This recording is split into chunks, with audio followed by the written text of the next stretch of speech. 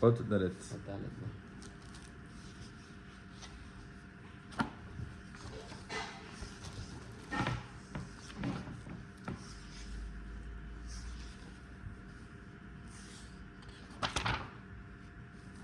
Tu es? Ouais.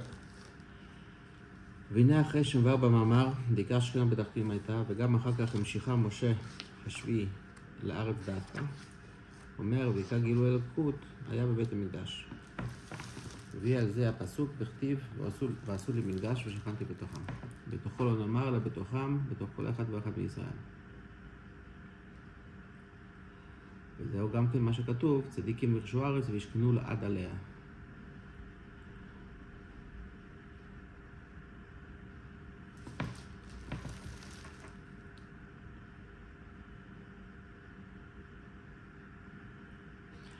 Qu'est-ce qu'il rajoute avec le pasuk de Bet Mikdash, Veshachanti Betocham? Quand il parle de Giloud Baaretz, alors il dit comment est-ce que ça a l'air? Ça a l'air comme le Giloui dans le Bet Mikdash. Et après il dit que ce Gilou même, il est pas. Alors c'est quoi le Pshat Pashut Veshachanti Betocham? À l'idée, le fait que ma shrina est dans le Mishkan, dans le Mikdash, c'est comme ça que je suis parmi les Juifs. Okay? Mais Chazal disent que ce n'est pas Betocham en général, mais c'est spécifique. Betoch kol echad ve'echad. C'est-à-dire que le Bet Mikdash, il est en moi. Ok, alors ça c'est un concept. וזהו גם כמה שכתוב, צדיקים ירשו ארץ וישכנו לעד עליה. וצדיקים ירשו ארץ שהוא גן עדן. Alors pourquoi est-ce que Gan Eden s'appelle Aretz?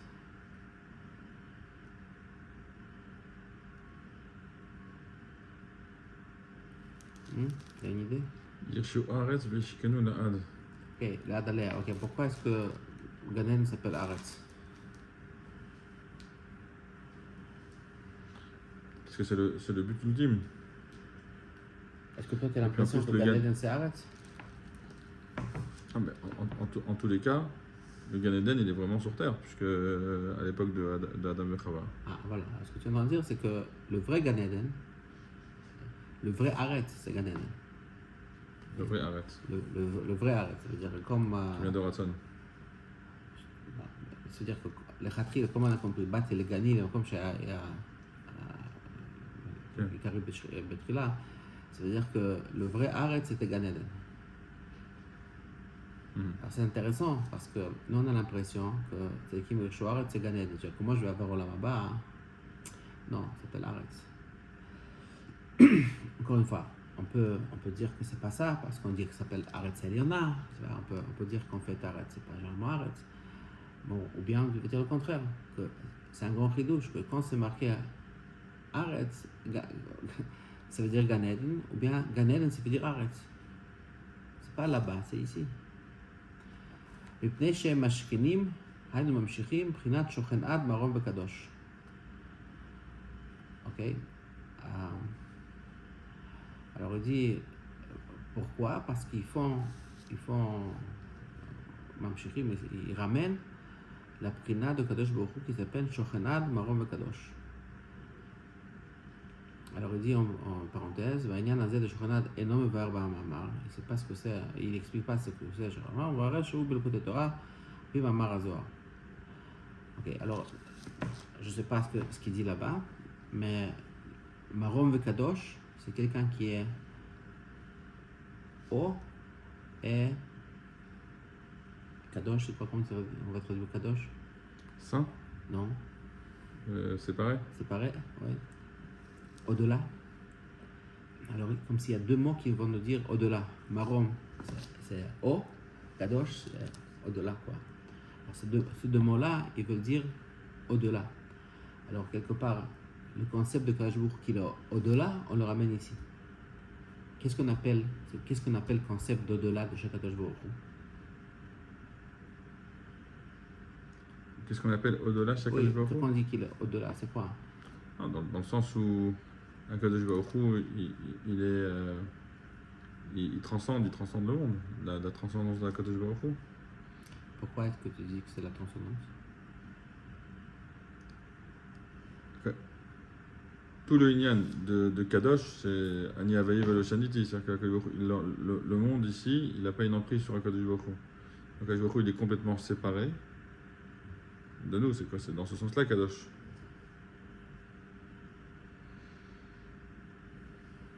Et là, Shechana Adam Aram Bekadosh.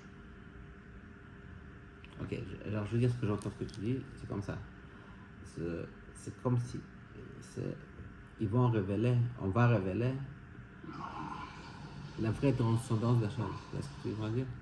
On va révéler la vraie transcendance d'Hachem. Oui. On va découvrir en vérité. Et alors, c'est très intéressant ce que tu dis. Moi, mon instinct premier, c'est de dire, c'est quoi Marom de Kadosh? C'est que il y a un Kadosh Baruch Hu qui est quelque part, qui est PRR le monde. C'est-à-dire que, on va dire que c'est un niveau du or, ok?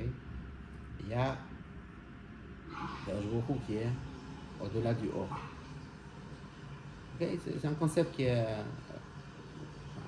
habituel dans le...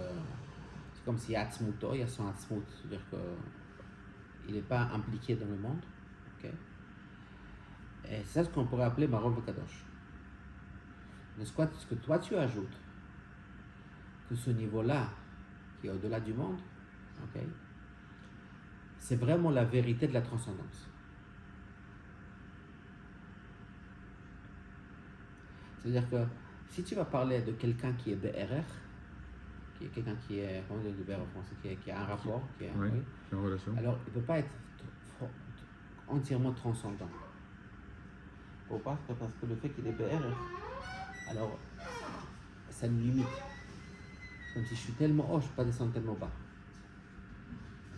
Mais si je suis complètement au-delà, alors c'est le contraire. Je peux être partout. Tu comprends? Maintenant, ce qui est intéressant, c'est que dans le concept plutôt psychologique, okay, il y a un problème dans la chassidut. La chassidut se pose ça comme un problème. C'est comme si la chassidut dit, moi je ne suis pas intéressé d'avoir affaire avec le bon Dieu si ce n'est pas avec son être. Imaginons que tu m'invites à vivre chez toi. Ah, tu sais, chouette Mendel, il m'offre un logement, il me nourrit. Alors on me dit, mais de quoi tu parles à Mendel? Oui, je dis bonjour, il est sympa. Est-ce que tu as besoin de connaître plus sur Mendel? Non, non, tout va bien. On est en bonne relation, il me donne ce que j'ai besoin, tout va bien. Alors, est-ce que j'ai affaire avec le Mendel profond ou juste le Mendel que je sais utiliser? Évidemment, Mendel va me faire des règles, comment vivre chez lui, il y a des conséquences, etc. Des fois, il est plus gentil, des fois moins gentil, ça dépend comment moi je me conduis. Okay? Mais tout ça, c'est sans... Si je veux vraiment connaître Mendel, ça veut dire que je veux te connaître au-delà de ce que tu veux faire. Quelque part dans la Chassidut, c'est constamment comme ça. C'est ce qu'on appelle, il y a constamment la recherche de la pnimiutatique. Pnimiutatique, c'est quelque part dire, je vais toucher le monde. Alors, le monde, dans son apparence, n'a rien à voir avec Kadosh Baruch Hu. On s'appelle mille des idiotes. C'est-à-dire qu'il n'est pas du tout, il n'a pas besoin de s'impliquer dedans. Ça ne touche pas. Okay? Mais c'est quoi la vraie relation avec lui? C'est quand je m'intéresse vraiment à lui. C'est qui les tzadikim? C'est eux qui trouvent le bon Dieu profond, okay, qui est au-delà de tout. Enfin, l'aspect de Kadosh Baruch Hu profond qui est au-delà de tout. Est-ce que tu as dit de façon très intéressante que c'est ça la vraie transcendance? Qu'est-ce qu'on recherche chez moi? Moi, je n'ai même pas pensé à cette idée-là de la transcendance. Puisqu'on a dit qu'on veut qu'il soit Shochen ici, okay, alors, si on va garder un concept spirituel, il y aura toujours un sens de haut et de bas. Plus proche de lui, plus éloigné de lui. Tu comprends? Mm-hmm. Mais la vraie transcendance, il n'y a pas de haut et de bas. Ouais.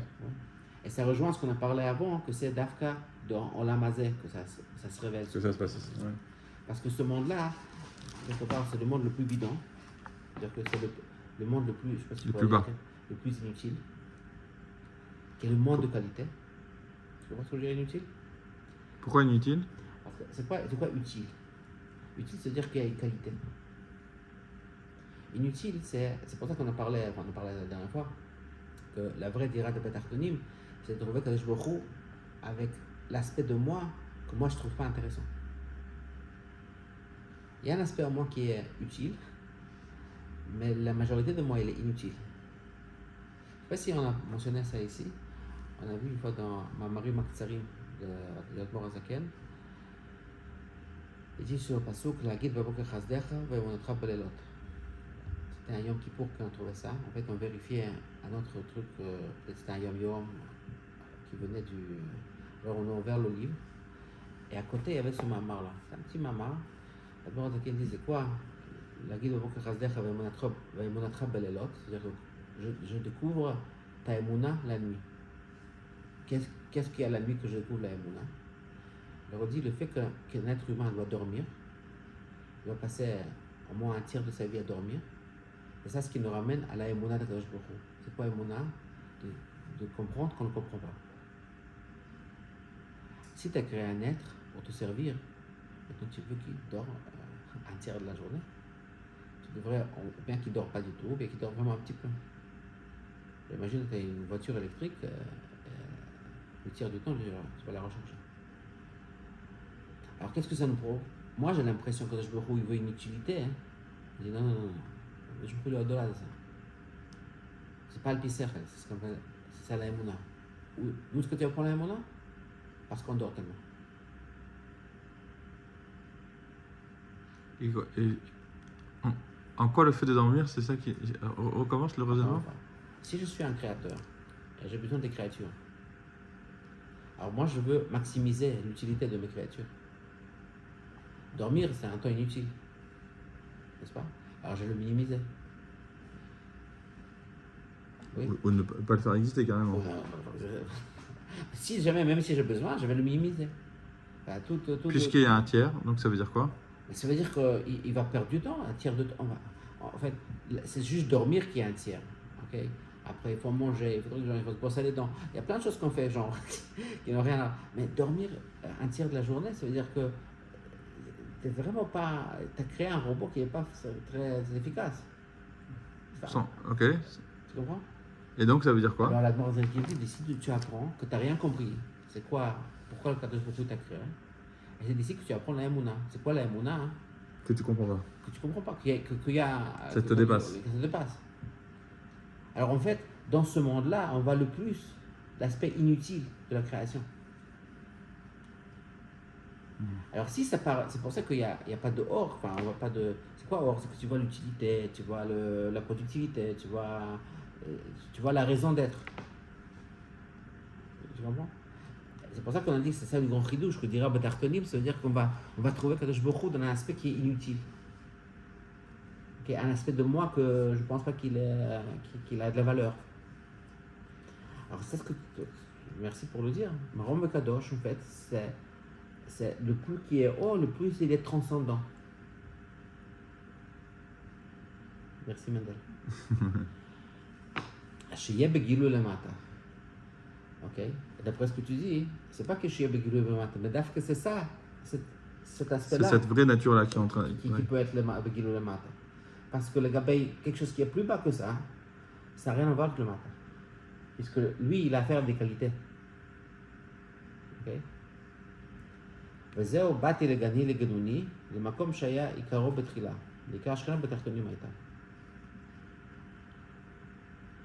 Alors, באתי לגני לגנוני, c'est-à-dire que maintenant, d'après ce qu'on a écrit, ça va se faire avec la voda de Tzadikim. Et qu'est-ce que maintenant on a un petit peu réinterpréter le pasuk, Tzadikim Irshu Aretz, Gan Eden qui s'appelle Aretz. Alors maintenant c'est un pshat un peu contraire de ce qu'on pense d'habitude. C'est pas penser qu'ils vont avoir Olam Haba, genre là-bas, Olam Neshavot, mais ils vont retrouver le Gan Eden qui s'appelle Aretz. Ok? Et pourquoi est-ce qu'ils font ça? Parce qu'ils sont mamshir, la prina, shochenat Marom Kadosh. Comme tu l'as dit, c'est le bon Dieu transcendant, c'est l'aspect de Kadosh Baruch Hu le plus essentiel. C'est pour ça qu'il est capable de s'installer ici-bas. והעניין הוא, ביאור העניין להבין מפני מה הייתה העיקר שכינה בתוכנית דווקא. Alors, c'est quoi le nyan? Le nyan, c'est pourquoi est-ce que העיקר שכינה était דווקא בתוכנית? דין התכלית, הכוונה בבריאת השתעשעות העולמות, דין תוות השבוכו בתוכנית. Alors, pourquoi est-ce que Karshkina était Betachtonim? Pourquoi pas ailleurs? Alors ça ici, je pense aussi,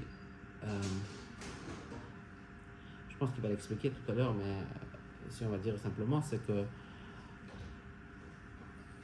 si tu m'aurais dit que Kadosh Baruch Hu, il veut quelque chose d'autre, il ne veut pas le Tartonim, ça ne serait pas une expression de Ta'ava de Kadosh Baruch Hu. C'est l'expression d'un certain raisonnement.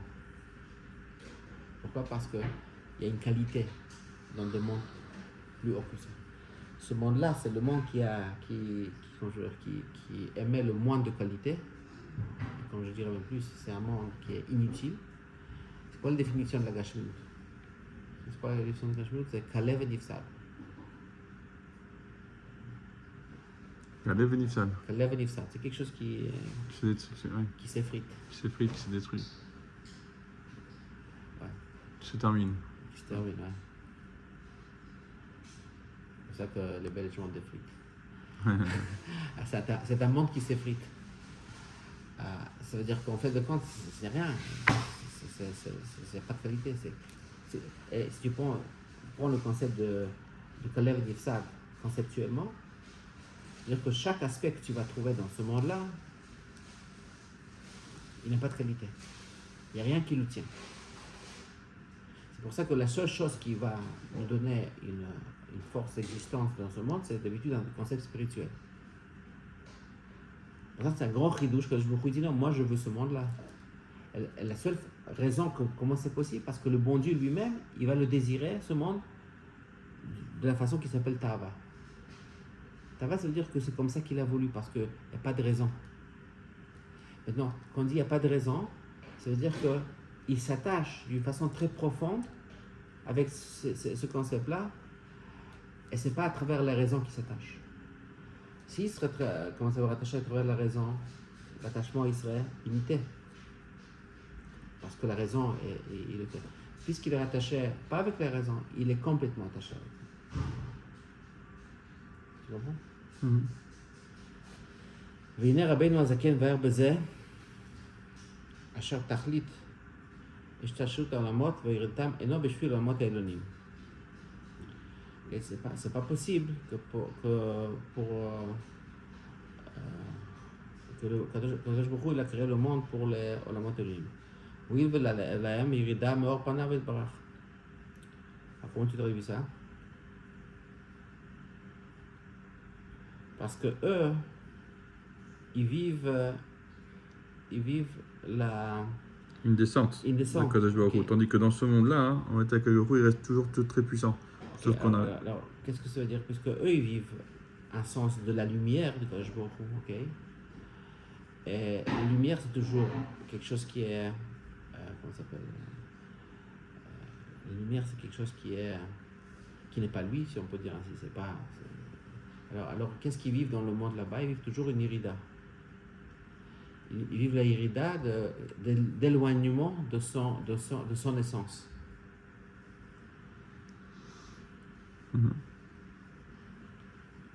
Alors c'est intéressant. Alors, mais si le tahlit ne peut pas être pour eux parce qu'eux ils ont une définition. Et leur définition ça s'appelle qualité. Et définir Kadosh Baruch Hu avec les qualités, c'est une grande erreur. Tu vois ce que je veux dire? C'est que dès que tu définis par rapport à une certaine qualité, donc tu définis pas le Etzem, et donc à ce moment-là, pour toi c'est une... Le concept du Etzem, c'est que j'existe. Alors tu vas poser la question pourquoi? Elle dit bah tu as tout loupé. Sur le mot j'existe, tu ne peux pas poser la question pourquoi. Parce que dès que tu poses la question pourquoi, ça veut dire que tu dis j'existe pour une raison. Ça veut dire que j'existe pas vraiment. C'est la raison qui me fait exister. C'est ce qu'on dit que Kadosh Baruch Hu il est Kadmon, ça veut dire qu'il existe, mais En Ila chez Kadmalo. Il n'y a rien qui l'a obligé à exister, il existe. Alors, dès que tu donnes une raison, tu donnes une qualité c'est une raison d'être. Tu comprends? Nous, comme les êtres humains, on veut toujours une raison d'être. Akadosh Baruch Hu, dans son essence, dès que tu lui donnes une raison d'être, bah, tu n'es plus dans son essence. Ouais. Alors le or, c'est une raison d'être. Ok? Par exemple, le or, qu'est-ce qu'il est en train de communiquer? Tu existes parce que Akadosh Baruch Hu l'a voulu toi, je sais pas, il y a toujours une raison d'être.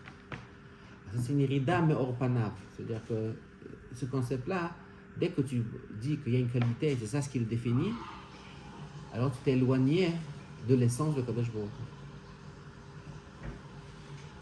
Alors quelque part, qu'est-ce que tu vois que Daf Kololam Tarton, ok, qui manque une raison d'être. C'est-à-dire que c'est celui-là qui va exprimer le plus la vraie, si on pourrait dire comme ça, la vraie nature de Kadosh Baruch Hu qui est le Kadmon.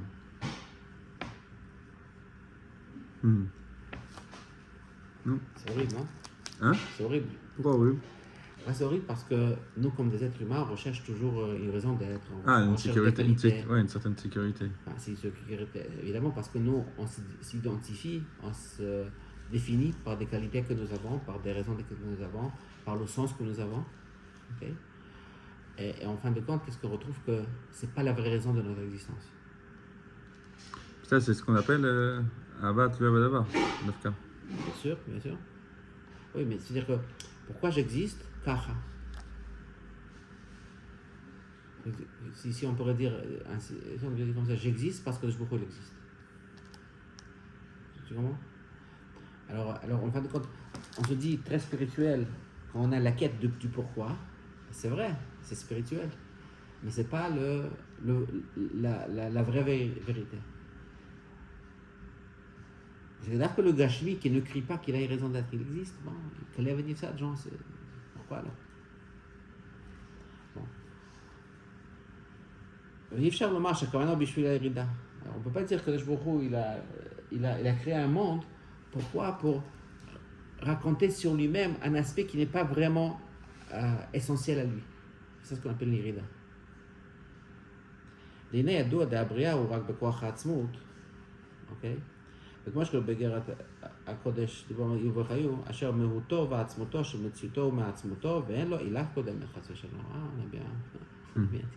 Alors, c'est quoi בכוח העצמות? C'est exactement ce concept-là, que la bria yesh me'ain. Qu'est-ce qu'il aimait le concept de yesh me'ain? Que j'existe, c'est quoi yesh me'ain? C'est comme si j'existe sans raison. Okay? Le mot ain. Pourquoi j'existe? Ben, je sais pas. Alors si tu aurais dit qu'il avait Aloul, il y a cause-effet, j'ai une causalité, alors causalité me donne une raison d'exister. Ouais. J'existe pour cette cause. Mais quand c'est Yesh Me'ain, je ne perçois pas du tout la cause. Il n'y a pas de cause. Okay? Alors, qu'est-ce que ça représente? C'est ça, c'est pour ça que c'est Bekoach Ha'atzmut. C'est comme si le or, qu'est-ce qui définit une causalité? Mais le Ha'atzmut est défini qu'il n'y a pas de causalité. Il n'y a pas de Yila. Alors c'est pour ça que la Bria Yesh Me'ain, c'est Dafka Bekoach Ha'atzmut, parce que le or, quelque part, il ne pourrait pas le faire. Enfin, ce n'est pas le message principal du or. ואין לו עילה קודמת חס ושלום. הוא לבדו בכוחו ויכולתו לברוא יש מאין ואפס המוחלט ממש. qu'est-ce que dire יש מאין המוחלט, יש מאין ואפס המוחלט? C'est comme si il peut créer quelque chose sans raison.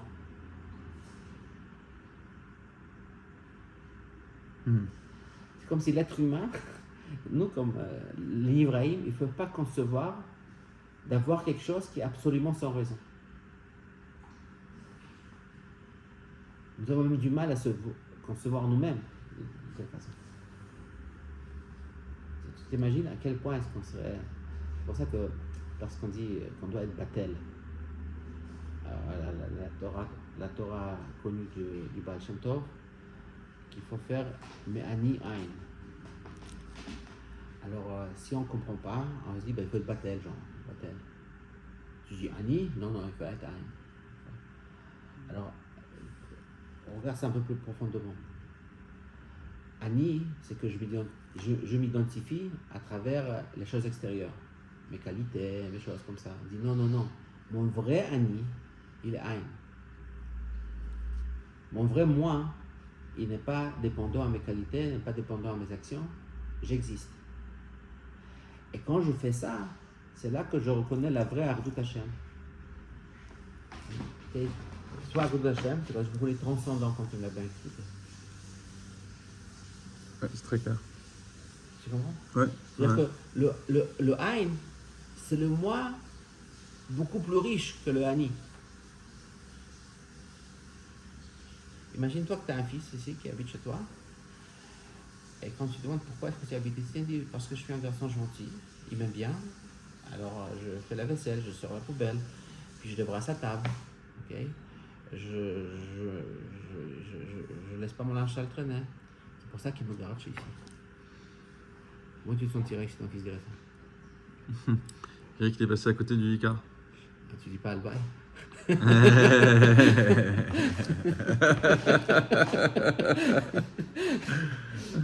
Oui, c'est ça. Il est passé à côté du cas. Pourquoi? Parce qu'il est là. Parce qu'il est là. Il est là, voilà. Genre, évidemment, il faut se conduire bien, mais c'est pas ça la raison. C'est pas ça la raison. Alors, s'il s'identifie juste avec ses qualités, c'est pour ça qu'il pense qu'il est là, il n'a rien compris. Ah ouais, il est à côté. Je dirais, il ne connaît pas son identité. Hmm. Le Hani le trompe. 100%. Ok? C'est pour ça qu'on dit de faire le Hani. Ah, c'est pas que tu es mibatel. Comprends que ma valeur, c'est pas ça ce qui me définit. Je sais pas si tu peux dire ainsi, c'est une beaucoup plus grande chutzpah. J'existe. Tu peux rien faire, j'existe. Ouais.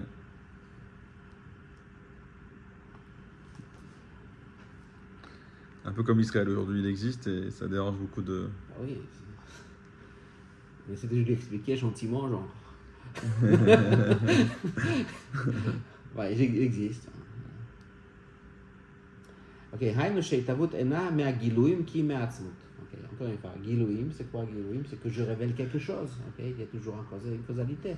Mais Atzmut, il n'y a pas de causalité, c'est juste là. וכן אי אפשר לומר שתכלית האבות היא בשביל עולמות העליונים, שהרי גם עולם האצילות הוא גילוי ההלם. C'est-à-dire que la définition de monde haut, c'est la définition de Gilui, c'est ça leur définition. Puisque c'est ça leur définition, c'est pas possible que c'est pour ça que c'est le Tachlit. Pourquoi? Parce que c'est pas la vraie expression, pas l'expression la plus profonde de Kadosh Baruch Hu. Il sait créer, il avale, tout va bien, il sait rentrer, créer ce système, mais c'est pas comme on dit, Mida Amitit Shelo, c'est pas le concept qui l'identifie le plus profondément. Et bien, Zéo Yirida Meor Panav. Yirida Meor Panav, c'est pas vraiment ce que sa face représente. Tu comprends, Yirida Meor Panav? Oui.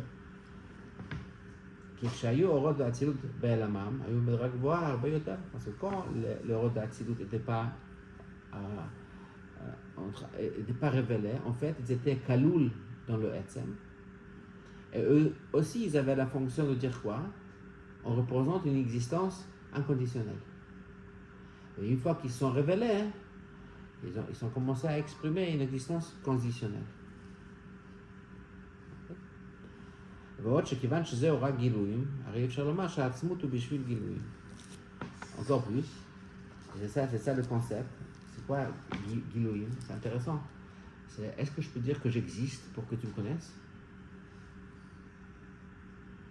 Mais si je suis quelqu'un de célèbre, je peux dire que je n'existe que parce que je suis célèbre. Okay? Mais le Atzmut ne peut pas exister pour les giluyim. Okay? Alors c'est pour ça qu'on ne peut pas dire que... Alors d'ailleurs c'est très intéressant ce concept-là, parce que si tu penses, nous pensons exactement le contraire. Nous n'avons pas de concept d'Atzmut, okay? C'est Mechoudash chez nous, et en fait on pense si j'existe, c'est pour me révéler. Tu comprends ce que je veux dire? Ce qu'on appelle, à quoi ça sert un potentiel? De l'exploiter. Il faut exploiter, ok? C'est-à-dire qu'il faut que ce soit productif. Alors le potentiel pour nous, c'est juste une énergie il y a une charge, il faut l'activer. Okay? C'est-à-dire que à quoi ça nous sert une existence sans expression? Alors quelque part on va dire, ça ne sert à rien d'exister si tu ne l'exprimes pas. Ça a rien d'exister si tu n'ex... Est-ce que tu comprends ce concept? Ouais. C'est-à-dire que nous avons valeur contraire. Nous valorisons le or, pas le etzem. Alors qu'il faudrait faire le contraire. Enfin, c'est pas ce qu'il faudrait faire. Chez Kadosh Baruch Hu, c'est le contraire. Oui, mais nous, on doit rechercher ça. Alors, si on recherche ça, ce serait vraiment un concept de soi très profond. Et c'est pour ça que je dis, la vérité, on pense complètement le contraire de ça. Ouais. C'est pour ça que le etzem, c'est pas une qualité. Mais d'avoir une appréciation vers le etzem, ça nous changerait. Ça nous transformerait. Ah, c'est sûr. Et c'est pour ça que le Olam Hazeh Tachton, il est adapté sur le Tachlit, parce que c'est là où il s'exprime le etzem. Ok? כמו שכתוב אדמו"ר האמצעי בפרשה זו, פרשת בשלח, בעניין ההפרש בין העולמות העליונים לעולם הזה, ובעולם הזה נרגש מציאותו מעצמותו. כלומר בהמשך, אוקיי? דיבור לראש השנה דהי שתה, ההפרש בין נברא ואור. ואור הוא ראיה למאור, וכשאנו רואים אור, האור עצמו מראה ומגלה שיש מאור, ושאין כן יש הנברא, לא זה בלבד שאינו מגלה בורא, ולא זה שהוא מעלי ומסתיר על זה, והאדרבה נרגש שמציאות מעצמותו. Okay, alors, il dit que dans le Mamar de ce Rosh Hashanah, il explique la différence entre un Nivra et le Or. Que le Or, il montre qu'il y a un Maor. Okay? Tandis que le Nivra, non seulement qu'il ne raconte pas vraiment sur le Boré, mais il est Ma'alim. C'est-à-dire que lui, même dans son sens à lui, okay, le Nivra, il a l'impression qu'il existe de lui-même. Okay? C'est une logique quand le... C'est une ashlaya. Oui, c'est-à-dire que quand j'observe la chose, c'est comme ça que je vois. C'est quoi l'observation? Quand je vois de ces deux côtés. Mais si je me demande moi-même, dans ma sensation à moi, j'ai aucune sensation que j'ai un shorash, que j'ai un mekor, quelqu'un qui est mechaye. Moi j'existe depuis ça. Okay? Quand j'observe quelqu'un de l'extérieur, je dis mais c'est pas possible qu'il y ait une existence sans causalité, quoi, sans hauteur. Okay? Alors, c'est le Nivra qui le ressent dans sa Argasha que Metziuto Me'atzmuto. comme הנה זה גוף שיהיה נדמה הכל פנים שמציאותו מעצמותו, זהו מפני ששורשו מעצמות שמציאותו מעצמותו.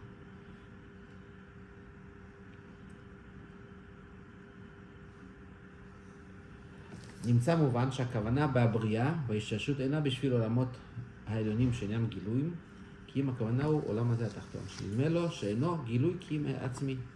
Okay? L'âme tachton, il ne pense pas qu'il est en train de révéler quelqu'un. Ouais. Il pense, non, c'est... Okay. שנדמה לו שאינו גילוי כי הם עצמי. היינו מציאותו מעצמותו. ועל ידי העבודה בו, על ידי התקף ובטחה, נתגלה העצמות, בשבילו היה בריאת השתלשלות העולמות.